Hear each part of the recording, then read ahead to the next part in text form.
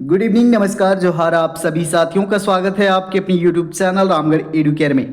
10वीं और 12वीं में आपने बहुत सारे अनुच्छेद और बहुत सारे पैसेज को सॉल्व किया होगा साथियों। अनुच्छेद, पैसेज या पाठ गद्यांश से भी आपके सवाल ड्रॉप होते हैं नेट जेट के पेपर 1 में। जेपीएससी जेट पेपर 1 की मैं तैयारी करवा रहा हूं साथियों, और जो जेट का सिलेबस रखा गया है वो एग्जैक्टली नेट के सिलेबस के ही समतुल्य रखा गया है। जेपीएससी ने क्लियरली मेंशन किया है कि जो यूजीसी नेट, सीएसआईआर नेट का जो सिलेबस है वही जेट के लिए भी होगा। तो यहाँ पर मैं यूजीसी नेट का सिलेबस फॉलो कर रहा हूँ साथियों, जो कि आपका आर्ट्स ग्रुप के जितने भी अभ्यर्थी होते हैं उनके लिए होता है। सीएसआईआर नेट जो होता है ये साइंस ग्रुप के लिए होता है। सिलेबस थोड़ा सा अलग है, तो पहले मैं यहाँ कवर कर रहा हूँ यूजीसी नेट जेट पेपर 1 जो आर्ट्स ग्रुप के हैं। 2 यूनिट हमने पहले ही कंप्लीट कर लिया है और 8-7 जो भी यूनिट हैं आपको लगातार प्रोवाइड कर दिए जाएंगे। और यह जो नोट्स है, पीडीएफ है, आपको टेलीग्राम और व्हाट्सएप ग्रुप के माध्यम से दे दिया जाएगा। जैसे ही थियरी पोर्शन कंप्लीट हो जाएगा उसके बाद एमसीक्यूज का सिलसिला जारी होगा, मैराथन क्लास स्टार्ट होंगे। इससे पहले आपको जो थियरी पोर्शन है इसको समझना बहुत ज़रूरी है। तो यह जो है साथियों कंप्रीहेंशन का यूनिट कवर करने वाले हैं आज के क्लास में। इसमें जितने भी टॉपिक्स हैं उन सभी टॉपिक्स को कवर कर देंगे इसी वीडियो में। पहला टॉपिक पढ़ने वाले हैं understanding, evaluating and summarising a passage. कोई भी पाठ है, अनुच्छेद है, पैसेज है, उसको बेहतर ढंग से कैसे हम समझेंगे, उसका एवल्यूट कैसे करेंगे और समराइजिंग कैसे करेंगे, कंक्लूजन कैसे निकालेंगे, एक एक करके समझते हैं। बहुत ही बेसिक क्लास है। बेसिक से धीरे धीरे आपका लेवल जो है ऊपर की ओर लेके चलेंगे। सबसे पहले समझ लेते हैं कंप्रीहेंशन का अर्थ क्या होता है, मीनिंग क्या होता है। कोई भी पैसेज दिया हुआ है या पाठ दिया हुआ है उसको पढ़कर उसका अर्थ, उद्देश्य को अगर समझते हैं क्लियरली तो यह होता है आपका कंप्रीहेंशन। रीडिंग नहीं, यह सिर्फ रीडिंग नहीं है कि ऊपर ऊपर पढ़ लिए, आपको इंटरप्रिटेशन के साथ में अंडरस्टैंडिंग भी करना है और यही प्रक्रिया है कंप्रीहेंशन।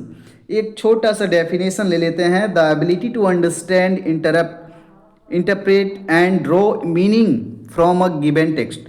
तो जो भी टेक्स्ट दिए हुए हैं पैसेज में हमारे, उसको समझने की क्षमता, योग्यता, एबिलिटी, उसको इंटरप्रेट करने की क्षमता, उसका जो रियल मीनिंग कंक्लूड हो रहा है उसको जानने की जो क्षमता, योग्यता है, यह है आपका कंप्रीहेंशन। स्टेज देख लेते हैं। 3 स्टेज होते हैं साथियों। लिटरल कंप्रीहेंशन जो कि शाब्दिक समझ होता है, जिसमें सीधे सीधे अर्थ को समझा जा सकता है, जो लिखा है वही उसका अर्थ होता है। तो इसमें बहुत ज़्यादा दिमाग नहीं लगाना होता, आसानी से हम आंसर तक पहुंच पाते हैं। इन्फेरेंशियल कंप्रीहेंशन जो होता है, निहितार्थ समझना। जो टेक्स्ट दिए हुए रहते हैं आपके पैसेज में, वो उसका जो मीनिंग है छुपा हुआ रहता है, सीधे लिखा नहीं रहता है। आपको पाठ को पढ़ के, टेक्स्ट को पढ़ करके अनुमान लगाना होता है या समझना होता है। थर्ड आपका होता है क्रिटिकल कंप्रीहेंशन, आलोचनात्मक समझ, क्रिटिकल अंडरस्टैंडिंग पर ये आधारित होता है। पाठ को बहुत ही गहराई से आपको समझना होता है, उसको समीक्षा करना होता है, गलत सही का मूल्यांकन करना होता है। तो ये 3 चरणों में, 3 स्टेजेस में बांटे गए हैं आपके कंप्रीहेंशन को। अंडरस्टैंडिंग अ पैसेज, किसी अंश को समझना। हम कैसे समझेंगे, जो स्टेप है आपको फॉलो करना है और यही स्टेप आप फॉलो करेंगे तो आप पैसेज को बहुत ही शानदार ढंग से सॉल्व कर पाएंगे। सबसे पहला पैसेज को हम क्या करेंगे, स्कीमिंग, यानी कि एक बार पूरे पैसेज को A to Z हम कंप्लीटली उसको पढ़ लेंगे जल्दी से, तेजी से, और सामान्य अर्थ जानेंगे कि आखिर किस संदर्भ में ये पैसेज है। दूसरा बार जब हम पढ़ेंगे तो स्कैनिंग करेंगे, मुख्य शब्द ढूंढना। ये जो पैसेज है उसमें मुख्य और महत्वपूर्ण बातें, महत्वपूर्ण शब्द कहाँ कहाँ पर है उसको हम अंडरलाइन करेंगे, नोट करेंगे, या जो महत्वपूर्ण फैक्ट्स हैं उनको पहचानेंगे। थर्ड में हम क्या करेंगे, आइडेंटिफाई द थीम। अब यह जो है अनुच्छेद, उसमें मुख्य थीम क्या है उसको पहचानने की कोशिश करेंगे। इसका सेंट्रल आइडिया क्या है, ये क्या कहना चाह रहा है।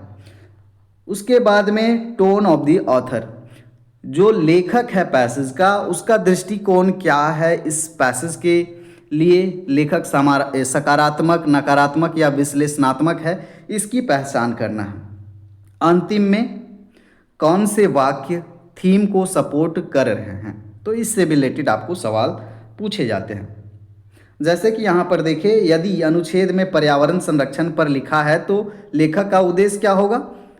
सूचना देना होगा, चेतावनी देना होगा या समाधान सुझाना होगा, यही सब तो होगा उद्देश्य। आगे देख लेते हैं हम लोग मूल्यांकन करना। अब हम एवोल्यूशन कैसे करेंगे पैसेज का, लेखक के विचारों का आलोचनात्मक विश्लेषण करेंगे, क्रिटिकल एनालिसिस। इसके लिए हमें क्या क्या करना होगा?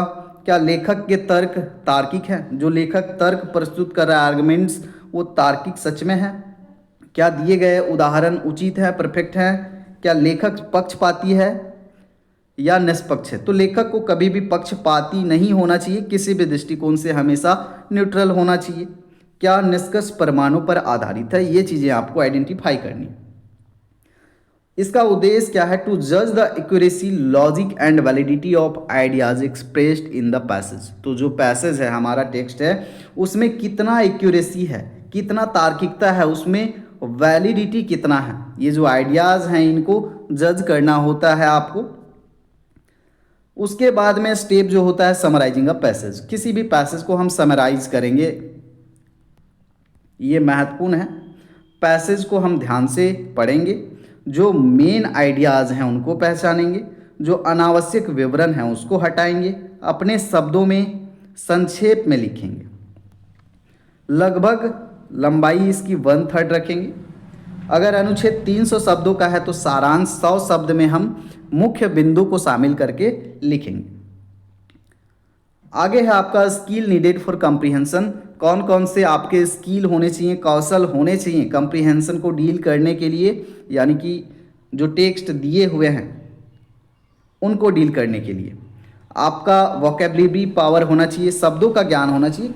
कुछ कुछ ऐसे भी शब्द होते हैं, जटिल शब्द होते हैं, इसीलिए शब्दों का ज्ञान, शब्दों का अर्थ भी पूछ लिया जाता है। Grammatically understanding, logical reasoning, analytic thinking, summarization skill, ये सब टेस्ट होते हैं आपके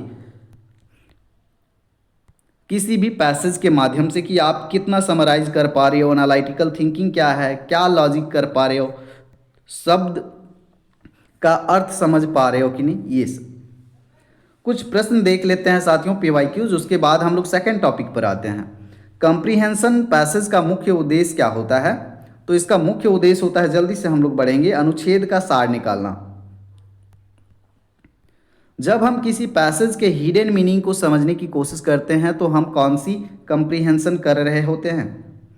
हिडन मीनिंग, जो छुपा हुआ अर्थ है, जो क्लियरली मेंशन नहीं। अभी हमने 3 टाइप देखे थे, इसमें से इन्फेरेंशियल जो था आपका, इसमें हेडिंग मीनिंग, हिडन मीनिंग को समझते थे।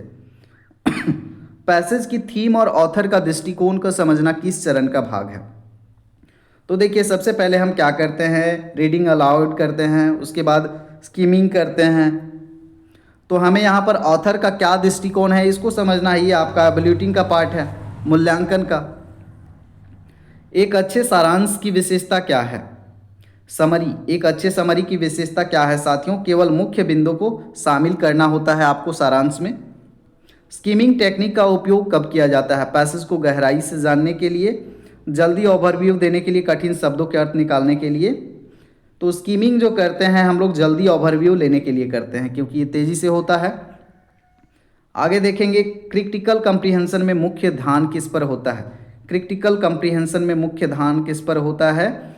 विचारों की तार्किकता जांच करने के लिए। चलिए आगे देखते हैं साथियों, समरी। तो समरी का यहाँ पर एक बार रिव्यू देख लेते हैं हम लोग। अंडरस्टैंडिंग पैसेज का अर्थ होता है क्या कि पैसेज को समझना, अंडरस्टैंडिंग का मतलब, और जो थीम और फैक्ट हैं उसके संदर्भ में उसको पहचानना होता है। मूल्यांकन एवल्यूटिंग होता है, लेखक के विचारों का हम समीक्षा करेंगे, लॉजिक और एविडेंस को जांचेंगे।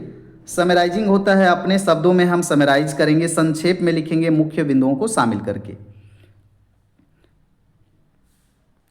कंप्रीहेंशन ऑलमोस्ट हमने डिस्कस कर लिया है। प्रोसेस क्या क्या होता है कंप्रीहेंशन का? सबसे पहला जो होता है रीडिंग, यानी कि गद्यांश को हम ध्यानपूर्वक मन लगाकर पढ़ेंगे, फिर उसको समझेंगे, अंडरस्टैंडिंग, लेखक क्या कहना चाहता है, क्या समझाना चाहता है। थर्ड में आपका मूल्यांकन, विचारों की तार्किकता, तथ्य, प्रभाव, मूल्यांकन का मूल्यांकन करना। अंतिम स्टेप होता है आपका संक्षेप करना, उसको समराइज करना, पूरे अंश जो होल टेक्स्ट है या होल पैसेज है उसको संक्षेप में जो इम्पोर्टेंट फैक्ट्स हैं उनके साथ लिखना। नियम क्या है साथियों समराइज करने का? मुख्य बिंदुओं को पहचानेंगे, अनावश्यक शब्दों उदाहरणों को हटाएंगे, लेख का भाव वही रखें, शब्द अपने रखें। अपना शब्द शामिल कर सकते हैं लेकिन लेखक का जो भाव है वो स्पष्ट होना चाहिए। कुल शब्द संख्या 1/3, यानी कि 300 अगर आपका शब्दों का पैसेज है तो आपको लगभग 100 के आसपास शब्दों में आपको समराइज करना है। 1/3 का मीनिंग यही है। एवेल्यूटिंग का उद्देश्य क्या होता है? लेखक की सोच और उद्देश्य को समझना, गद्यांश की तार्किकता और तर्क संगत की पहचान करना, कथन के पीछे के संदेश का मूल्यांकन करना। इफेक्टिव कंप्रीहेंशन, जो प्रभावशाली कंप्रीहेंशन है, इसके लिए क्या क्या टिप्स हैं? सबसे पहले देखिए आपको डील कैसे करना है। सब प्रश्न को पहले पढ़ें फिर गद्यांश पढ़ें, ये इंपॉर्टेंट सेक्शन है। प्रश्न हम पहले पढ़ लिए फर्स्ट क्वेश्चन, फिर हम गद्यांश को पढ़ेंगे तेजी से। मुख्य विचार और उप विचार पहचानेंगे, प्रत्येक अनुच्छेद का एक वाक्य में सार निकालेंगे। उत्तर हमेशा गद्यांश के ही आधार पर होना चाहिए। गद्यांश में जो भी बातें हैं, जो भी विचार हैं, अगर पत्थर को पहाड़ बोला जा रहा है तो वही मान के आपको सोचना है, अपने से ज़्यादा कुछ नहीं ऐड करना है, दिमाग लगाना नहीं है, उसी पे आधारित आपको चलना है। अपने शब्दों में सार लिखे, कॉपी न करें। क्वेश्चन देख लेते हैं। कंप्रीहेंशन का मुख्य उद्देश्य होता है क्या साथियों? पाठ का अर्थ, आशय और उद्देश्य को समझना। कंप्रीहेंशन का उद्देश्य लेखक के विचारों और भावों को समझना होता है। पैसेज को पढ़ते समय कौन सी प्रक्रिया सबसे पहले होती है? सबसे पहले रीडिंग करते हैं। समराइजिंग का मुख्य कार्य क्या है? लेख के मुख्य विचारों को संक्षेप में प्रस्तुत करना। मूल्यांकन में विद्यार्थी करता क्या है? तर्कों और विचारों का विश्लेषण करता है। किसी गद्यांश का सारांश बनाते समय क्या नहीं करना चाहिए? उदाहरण अपने से नहीं बढ़ाएंगे, हम अपने शब्दों का प्रयोग करेंगे, बिल्कुल मुख्य विचार को भी रखेंगे, लेख का भाव भी रखेंगे। इफेक्टिव कंप्रीहेंशन का मुख्य गुण है, सबसे ज़रूरी बात जो होता है अंडरस्टैंडिंग विद एनालिसिस। कंप्रीहेंशन का संबंध किस कौशल से है? तो कंप्रीहेंशन में बेसिकली हम क्या करते हैं? पढ़ करके ही अंडरस्टैंड करते हैं। चलिए आगे बढ़ते हैं। अगले टॉपिक के पे आ गए हम लोग। अगला टॉपिक जो है प्रश्न उत्तर और निष्कर्ष निकालना। अब हम क्वेश्चन आंसरिंग कैसे करेंगे? कोई भी पैसेज है, कंप्रीहेंशन है, उसका हम लोग प्रश्न आंसर कैसे करेंगे, निष्कर्ष कैसे निकालेंगे? क्वेश्चन आंसर का मतलब क्या होता है कि किसी भी पैसेज का जो कथन है या जो भी टेक्स्ट में लिखा है उसको ध्यान से पढ़ेंगे, उसमें सही उत्तर निकालेंगे। सिंपल भाई यही बात है। इनफेरेंस का मतलब है पढ़े हुए या सुने हुए तथ्यों से तर्कसंगत लॉजिकल कंक्लूजन निकालेंगे। सरल शब्दों में कहें तो जब हम किसी अनुच्छेद या विचार से पीछे हुए और छिपे हुए इम्प्लाइड मीनिंग को समझते हैं और उस पर आधारित उत्तर या निष्कर्ष निकालते हैं, वही क्या होता है आपका क्वेश्चन आंसरिंग एंड इनफेरेंस कहलाता है। आगे देखिए यहाँ पर प्रकार। सबसे पहले होते हैं फैक्चुअल क्वेश्चंस। ये क्वेश्चन जो होते हैं आपके तथ्यों पर आधारित होते हैं जिसका उत्तर पाठ में सीधे सीधे हमें मिल जाता है। दूसरा होता है इनफेरेंशियल क्वेश्चन। इसमें हमें अनुमान लगाना होता है। इसके जो आंसर्स होते हैं ये हिडन होते हैं वर्ड्स में। उत्तर पाठ में स्पष्ट नहीं होता लेकिन इसके इंडिकेटर्स होते हैं, संकेत होते हैं जिससे हमें समझना होता है। एनालिटिकल क्वेश्चन जो होते हैं ये विश्लेषणात्मक प्रश्न होते हैं। इसमें लेखक के विचार उद्देश्य को समझकर हमें उत्तर देना होता है। एवेल्यूटिंग क्वेश्चन मूल्यांकन प्रश्न होते हैं, मूल्यांकनात्मक, छात्र को अपनी दृष्टिकोण से उत्तर देना होता है। तो ये बेसिकली 4 प्रकार के आपके क्वेश्चन अराइज होते हैं, पूछे जाते हैं आपके पैसेज में। विशेषताएं क्या हैं? पाठ की गहराई को समझ आवश्यक होती है।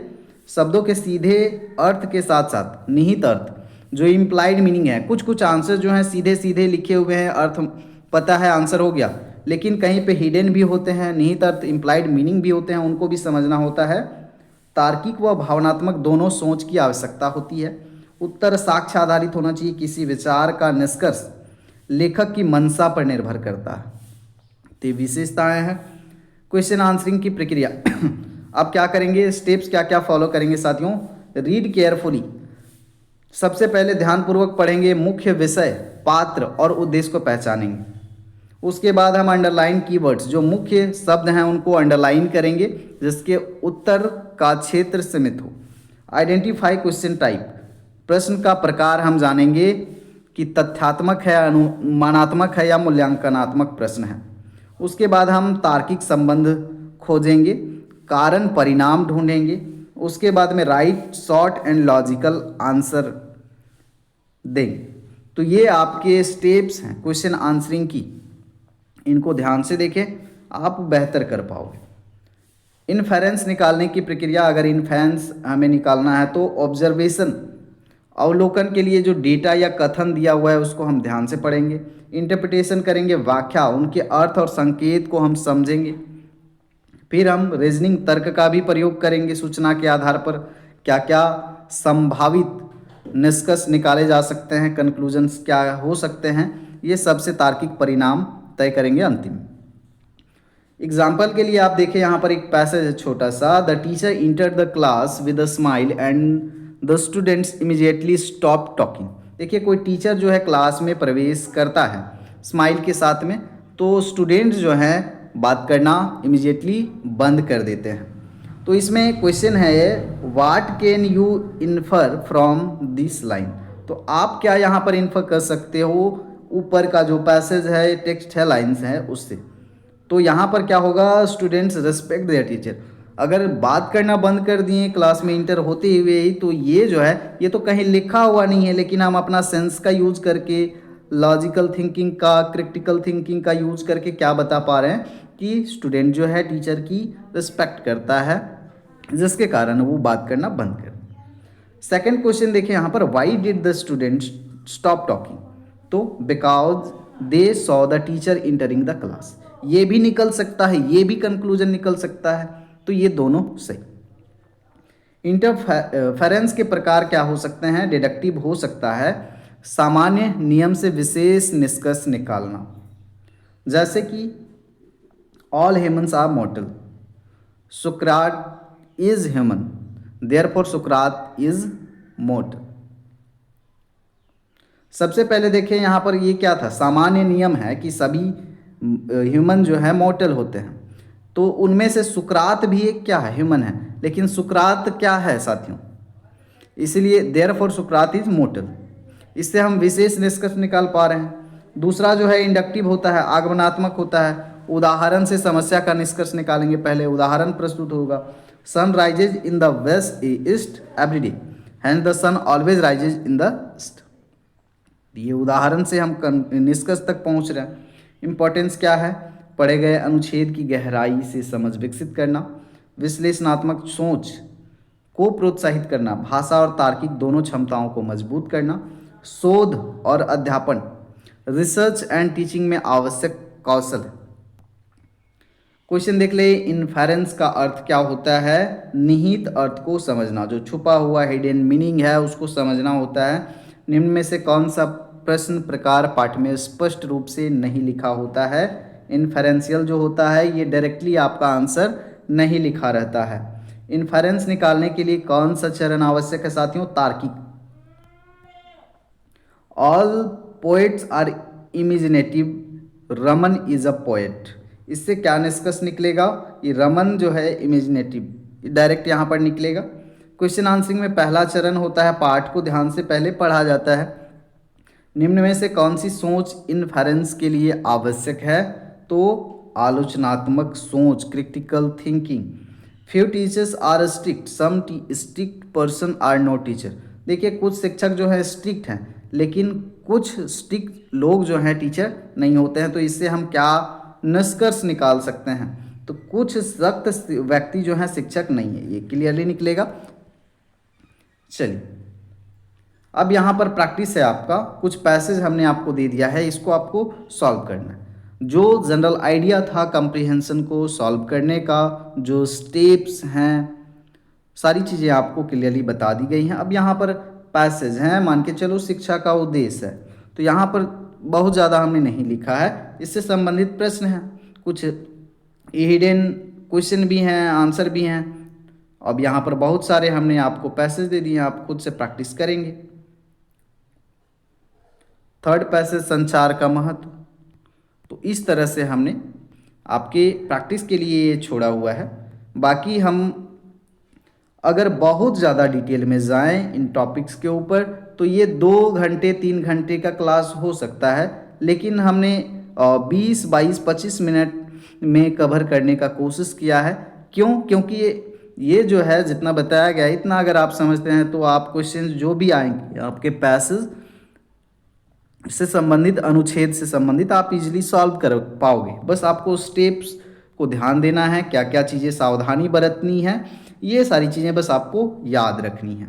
जो PYQs हैं साथियों, और जो आपके इम्पॉर्टेंट संभावित प्रश्न होंगे वो थियरी पोर्शन कंप्लीट होने के बाद करवाया जाएगा। आप लोग कमेंट में बोलेंगे भी कि ये हलवा सवाल आप दिखा रहे हैं, इतने ईजी क्वेश्चंस तो शायद नहीं आते होंगे, लेकिन आते भी हैं। जो क्वेश्चन थोड़े टफ क्वेश्चन हैं या जो संभावित प्रश्न हैं, थियरी पोर्शन कंप्लीट होने के बाद आपको बखूबी करवाया जाएगा। तो आप लोग बने रहिएगा हमारे साथ में। सेपरेट प्लेलिस्ट बना हुआ है JPSC का, उसको आप लोग देखते रहिएगा। मैं लाइव भी आता हूँ, चूँकि ये रिकॉर्डेड वीडियो है तो रिकॉर्डेड रहे या फिर लाइव रहे, कंटेंट वही रहेगा। मिलते हैं अगले वीडियो में, तब तक के लिए धन्यवाद।